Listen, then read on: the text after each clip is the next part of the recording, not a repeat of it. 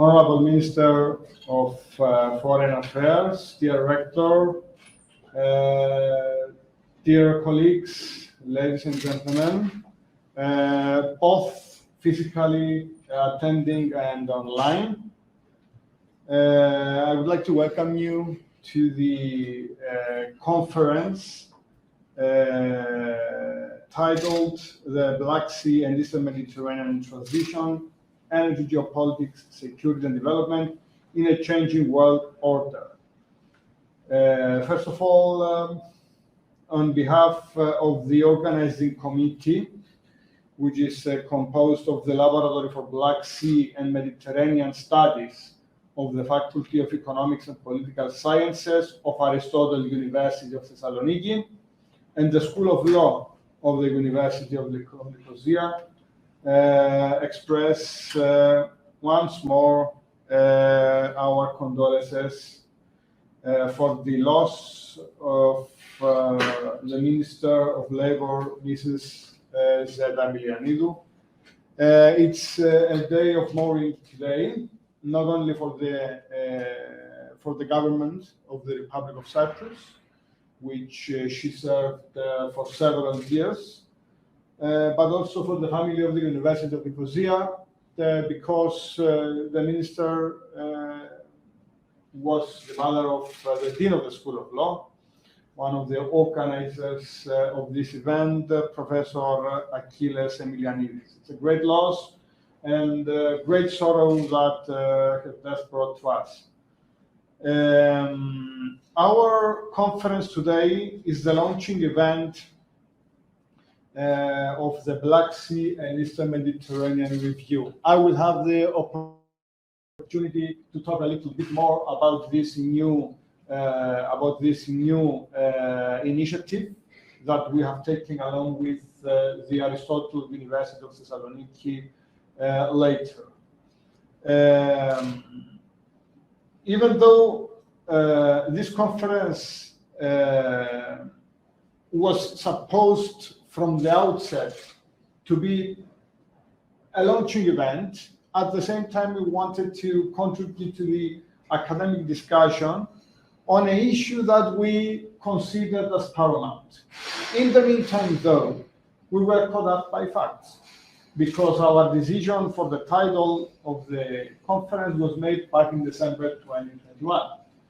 In February 2022, we had the beginning of an armed conflict in the Black Sea, the Russian invasion of Ukraine, which created a huge discussion over issues pertinent with the Black Sea, while issues related with the Eastern Mediterranean, at least in Cyprus, retain their eternal importance in the public debate and in scientific research as well.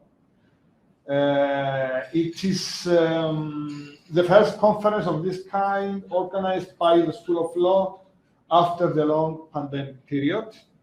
It's an opportunity to mingle again, despite the fact that we are in a period of vacation for many people. But at the same time, we are keeping the hybrid form. Therefore, the event is being transmitted via live streaming at the same time. We have 21 speakers from 6 different countries and 4 parallel sessions that will be activated right after the end of the opening session. The first session is titled Energy, Security and Geopolitics, and it will take place in the gray amphitheater here. Session number 2, titled Governance and Innovation in the Black Sea and Eastern Mediterranean. It will take place in the yellow amphitheater. Session number 3 is titled Politics, Culture and Ideology. It will take place in the red amphitheater. Session number 4 is titled Sustainable Development in the Black Sea and Eastern Mediterranean. It will take place in the turquoise amphitheater, all of them in the same area. In the concluding session, the chairs of the parallel sessions will present the main points of the discussion in their panels. Following their presentations, Participants are invited to submit their papers for publication to the two first issues of the Black Sea and Eastern Mediterranean Review, according to the guidelines that have been sent to them, and of course, following double-blind review. I now give the floor to the rector of the University of Nicosia, Professor Philippos Poulioudos, for his own message. Thank you, Michalis. Honorable Minister of Foreign Affairs, colleagues, ladies and gentlemen.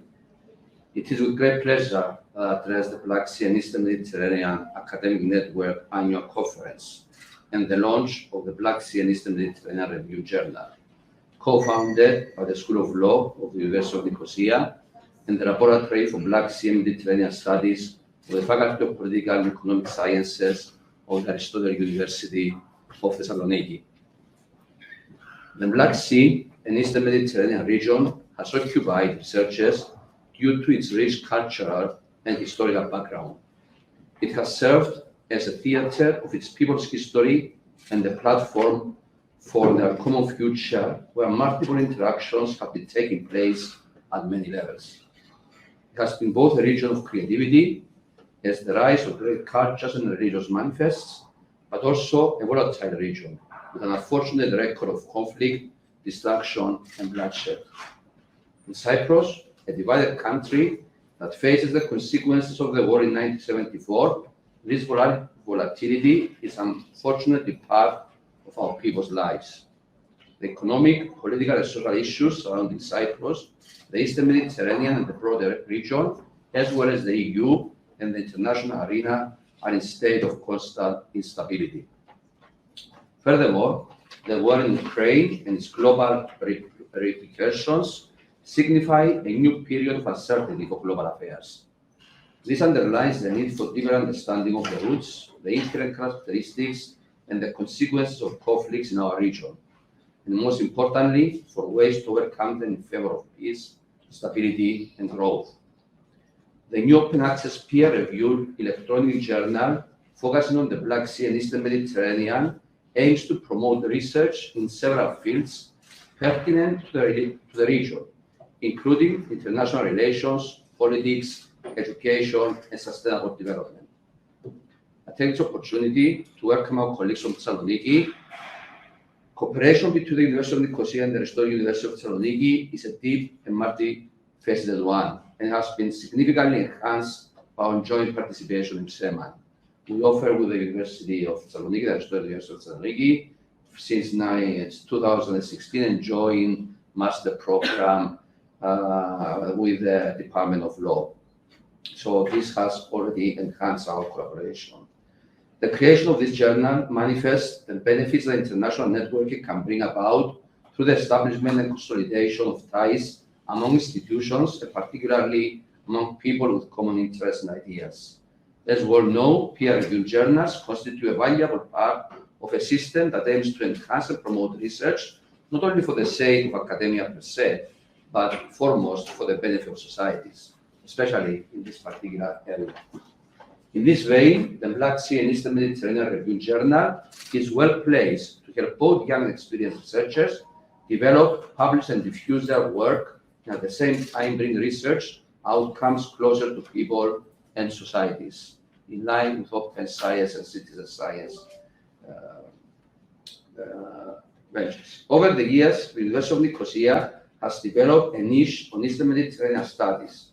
It has organized conferences, research seminars, and symposia on related affairs, while its academic programs have also evolved accordingly to include modules and concentration areas in this field of expertise. The creation of the Black Sea and Eastern Mediterranean Review Journal constitutes one more step in this direction. I'm sure it will soon become part of our university's original contribution. In closing, I would like to express my sincere thanks and appreciation to our Minister of Foreign Affairs, Mr. Ioannis Kasloudis, who, despite his heavy schedule and today's truly sad day, given the funeral of our Minister of Labour and Social Welfare, Ms. Seda Milanidou, is here with us to address the conference. Thank you, Mr. Minister. I would like to once more express my sincere condolences to our Dean of the School of Law, Professor Achilleas Emilianidis, for the loss of his beloved mother. Finally, I would like to congratulate the organizers of the conference and the founders of the journal. I would also like to thank all participants and presenters who are either here with us in person or attending online. And of course, many thanks to my colleague, Ivanis Fondos, for all his efforts, both for the network, serving the network committee, but also for the organizers of the conference.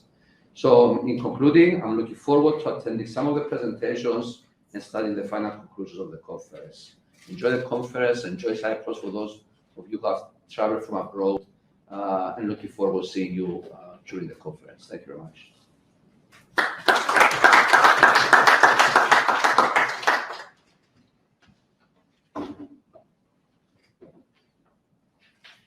I now give the floor to the representative of our co-organizers, the Dean of the Faculty of Economics and Political Sciences of Aristotle University of Thessaloniki and head of the Laboratory for Black Sea and Mediterranean Studies, Professor Grigoris Zarodiakis. Thank you. Honorable Minister of Foreign Affairs, esteemed Rector of the University of Nicosia, dear friends and colleagues, with many of you we have been contacting and collaborating in the last days and months in a virtual way. Now it's time also to be physically in the same room. It is a great pleasure for Aristotle University of Thessaloniki and for the Faculty of Economic and Political Sciences of our university, which I'm representing in an honorable way. It is a great pleasure to be here with you and to found, through the conference that we are co-organizing, a journal which is very promising given the special circumstances of the period we are living in.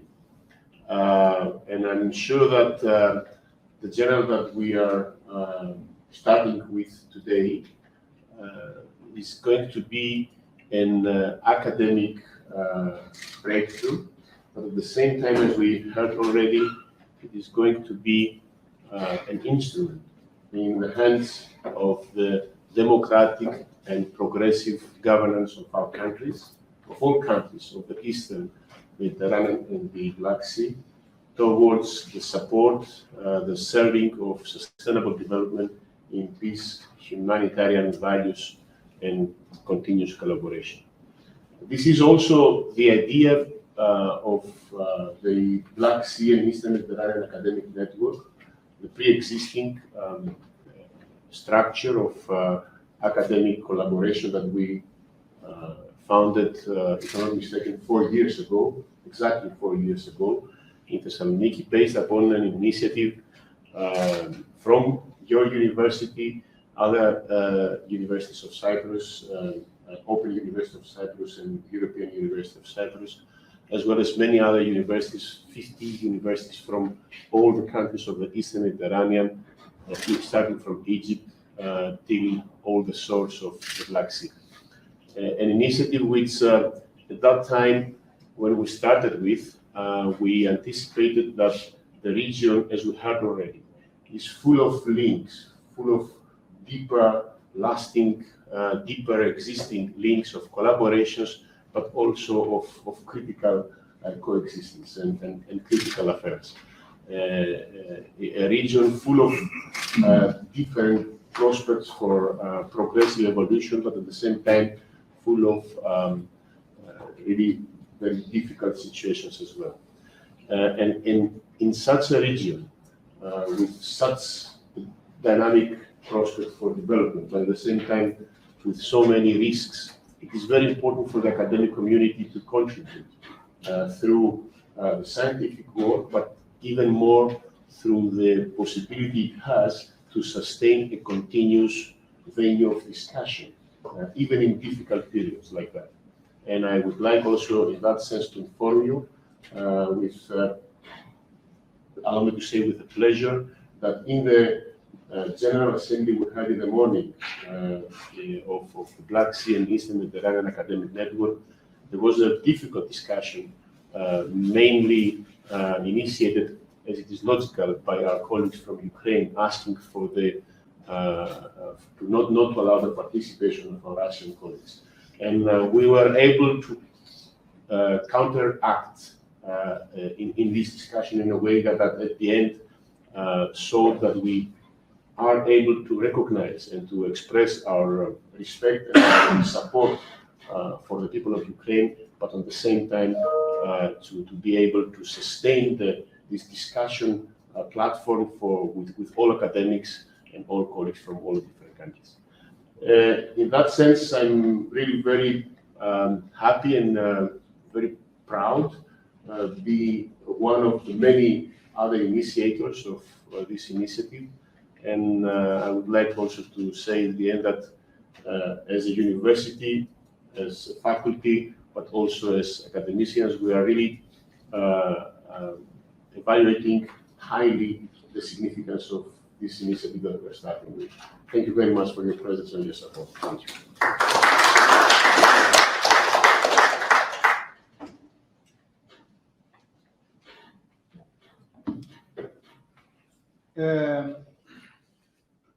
I'm talking now in my capacity as a member of the editorial team of the Black Sea and Eastern Mediterranean Review, which is co-founded, as we said before, by the Laboratory for Black Sea and Mediterranean Studies of the Faculty of Economic and Political Sciences of Aristotle University of Thessaloniki and the School of Law of University of Nicosia. The Black Sea and Eastern Mediterranean Review is an open access refereed journal focusing on the Black Sea and Eastern Mediterranean. It's the first of its kind. It aims to publish and promote original research pertinent to the Black Sea and Eastern Mediterranean on a variety of disciplines, including politics and international relations, history, social and economic issues, energy, sustainable development, governance, culture, and education. The broader purpose is to shape discussion of the regional issues through a rigorous scholarship selection and editing process. Meeting the highest international standards, the Black Sea and Eastern Mediterranean Review aims to widely disseminate its content and engage in an international dialogue on regional issues. The Black Sea and Eastern Mediterranean is understood not exclusively as a geographic area that spans 3 continents, but also as a broader human and cultural space that bridges diverse ancient and contemporary civilizations, as well as different social, political, and economic systems of governance. In this framework, the Black Sea and Eastern Mediterranean Review aspires to promote not only interdisciplinary, but also cross-cultural and intercultural research in ways that may promote regional and international cooperation, sustainability, peace, and stability. Articles submitted to the Black Sea and Eastern Mediterranean Review may also focus on particular countries like Russia, Ukraine, Turkey, Greece, Cyprus, Syria, Lebanon, Egypt, countries in the Black Sea and Eastern Mediterranean, or other forms of entities, governmental or non-governmental organizations, sub-state entities, social groups, private institutions, etc. The journal's content may include research papers, brief analysis articles on current affairs, and book reviews. Research papers constitute the main part of the journal, and they should be based on a combination of substantive, theoretical, and empirical analysis.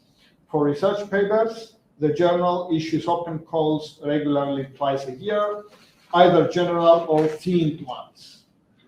The submission of research papers is followed by an editorial review and, if deemed publishable in the first place, double-blind peer review. Brief analysis articles and book reviews may be submitted by invitation.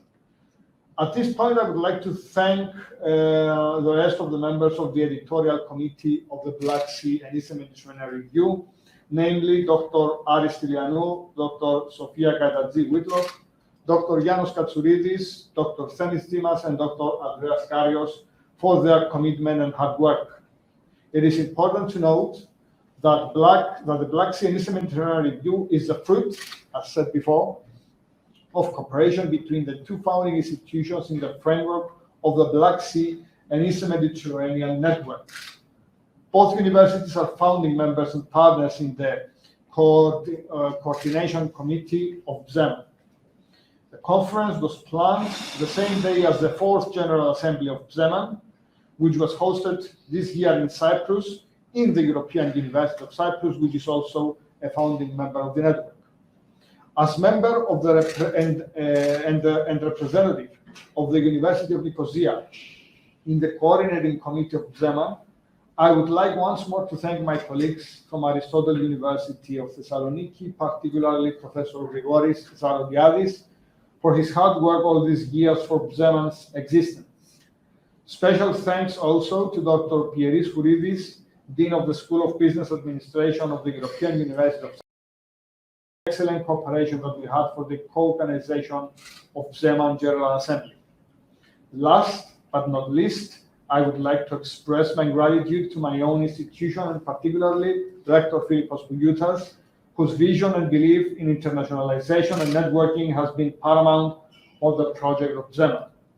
I would also like to thank the head of the Department of Politics and Governance, Professor Andreas Theophanous, for his constant academic, administrative, and human support. Finally, I would like to thank the Associate Dean of the School of Law, Dr. Christina Ioannou, and the Dean, Professor Achilles Emilianidis, for their continued support to the project. I would really wish that things were different and both of them could be with us today. I am now inviting to the floor His Excellency, the Minister of Foreign Affairs, Mr. Ioannis Kasoulis.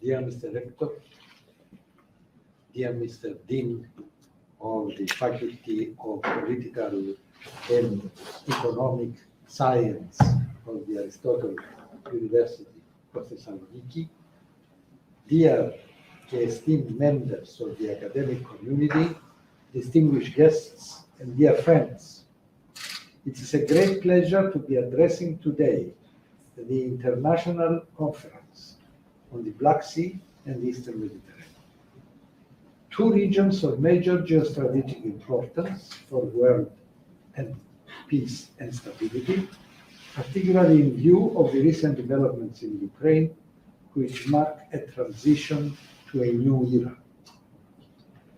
I would therefore like to congratulate the organizers of the event for their initiative to launch the Black Sea and Eastern Mediterranean Review, a new peer-reviewed journal, the first of its kind.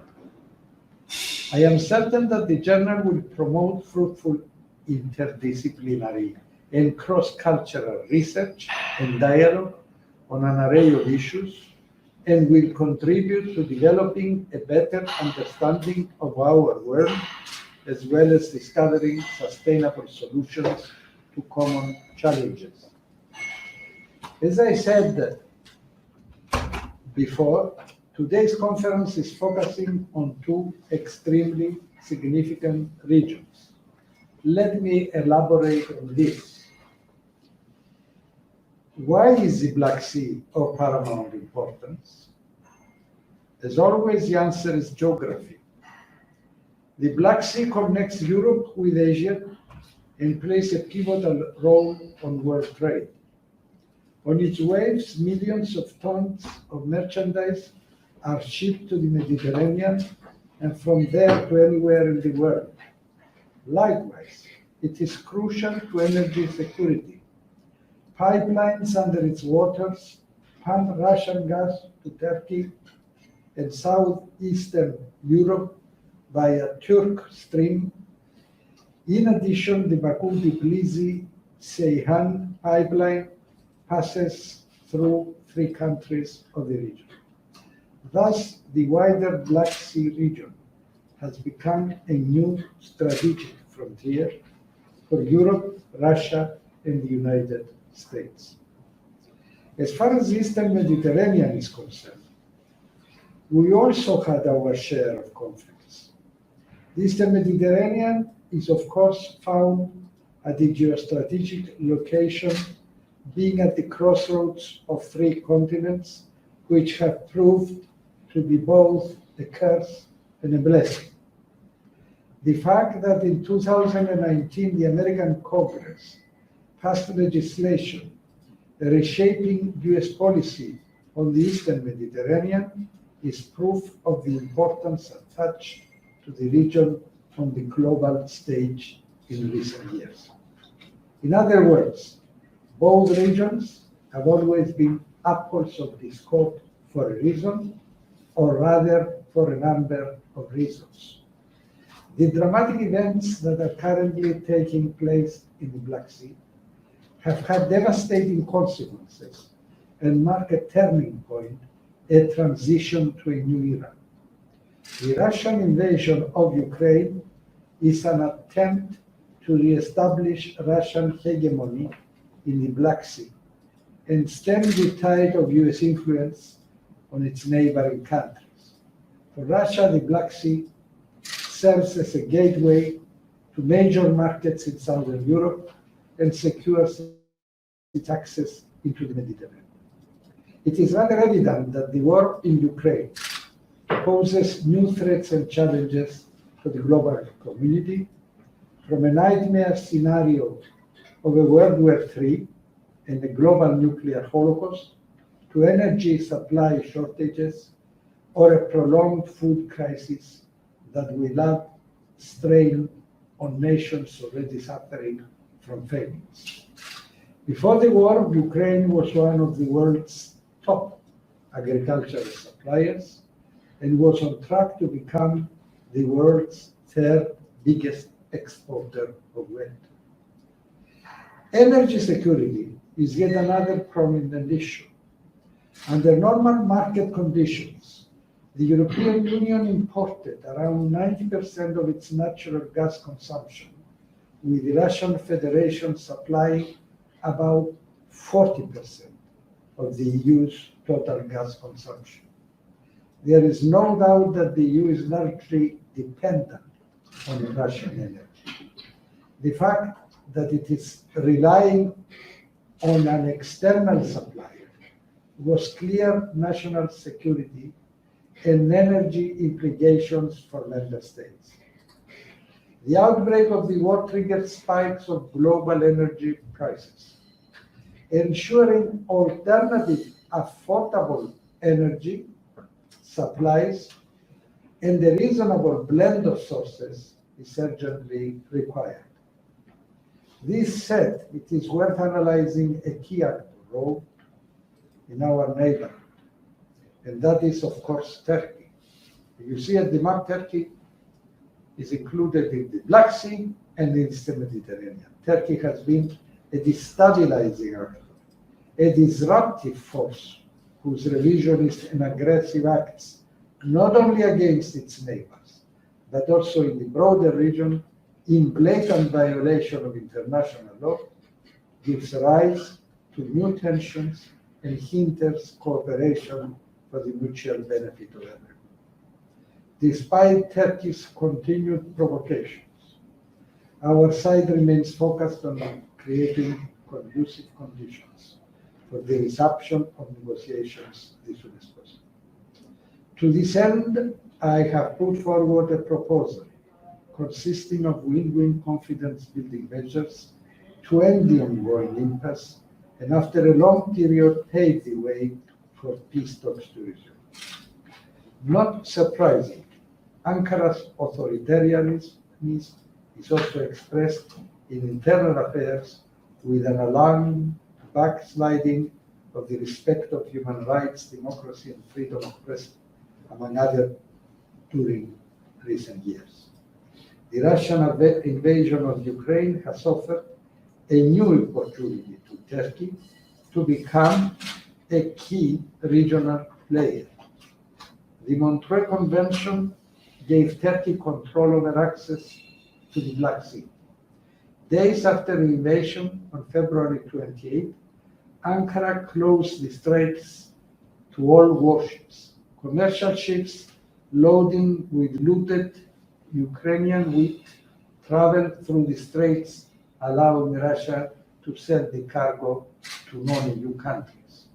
Although Turkey has officially condemned Russia's offensive in Ukraine, it has positioned itself as a neutral mediator and refused to join the West in implementing sanctions against Moscow, pursuing once again its own agenda. On the contrary, Cyprus has joined the consensus at the EU level in imposing a series of measures despite the economic repercussions and direct impact on our economy. However, the evasion of sanctions is the greatest threat to our unified response. We should be vigilant of the attempt by some countries to benefit from the suffering of the Ukrainian people. As regards the environmental challenges in the regions of the Black Sea and Eastern Mediterranean, it is worth mentioning that in the latter half of the 20th century, industrialization, urban growth, and other developments have had profound consequences, such as the decline of major fish species, loss of jobs, migration from coastal areas to urban centers, and the list is long, sadly. To conclude, the Black Sea region and the Eastern Mediterranean both have tremendous economic potential, which could shape the future energy market. At the same time, we are confronted with various common challenges: environmental degradation and potential ecological disasters, mass population movements, migration and asylum seekers flows, transformations of our demographic structure, energy security. Because of the ongoing war in Ukraine, prices of essential products are skyrocketing. We are now faced with the possibility of global food crisis. The time is therefore right to work collectively, aiming at creating synergies and cooperation in order to counter and address the various challenges we are faced with. I personally believe that the promotion of the concept of regional multilateralism must be the new norm of cooperation between the countries of the region. As far as Cyprus is concerned, we will continue to strengthen and institutionalize our trilateral and multilateral mechanisms of cooperation with countries of our region in order to reach a common denominator in addressing the emerging security challenges. Dear friends, allow me once again to thank the organizers of the conference for this wonderful initiative, bringing together scientists from Cyprus, Greece, Romania, the United Kingdom, Ukraine, and Russia. I wish you all the best. Thank you.